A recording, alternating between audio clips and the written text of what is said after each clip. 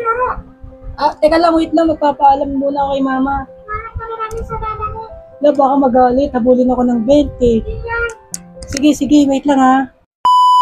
So what's up guys, it's me, Kuya Mo Casey. And ngayon, pag-uusapan natin, batang 90s. Tara. Pag sinabi nating batang 90s, sila yung mga batang naglalaro sa kalye, lagi napapagalitan ng magulang kasi kaliligo nga lang madumi na naman kakalaro. Kagaya ko, batang 90s din ako, masasabi ko na yung kabataan ko napakasaya kasi marami ako naging kaibigan, lalo na yung bata ko.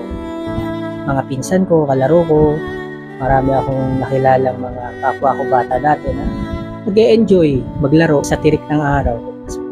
Nakakamiss lang isipin na hindi talaga tayo forever na bata. Aalalahanin mo na lang talaga lahat ng mga nangyari.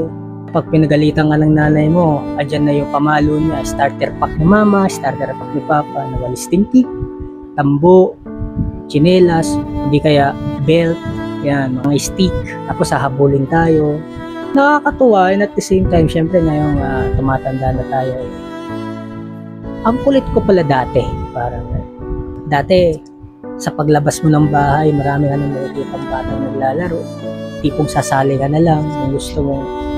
Saya, makulay, hindi boring, kahit na mainit, marami kang kalaro. Lalo na pag umuulan, napakagandang maglaro pag umuulan. Takbuhan kayo, kahit na nadudulas-dulas kayo sa daanan, kahit magkasugat-sugat, okay lang. Basta makapaglaro tayo at masaya tayo. Yun ang buhay 90s dati. And masasabi ko naman na okay siya. Bilang ikaw, batang 90s ka, syempre, sorry to say, pero matatanda na tayo.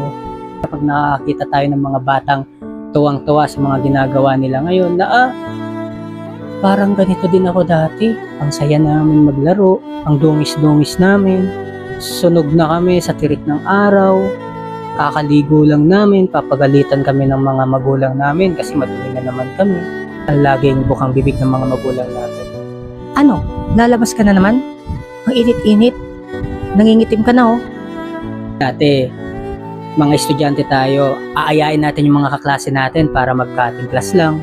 Maglalaro kung saan, magbabasketball, magbibilliards. Siyempre pag estudyante ka, di ka dapat nasa bilyaran, di ba? Bakit ka nasa bilyaran?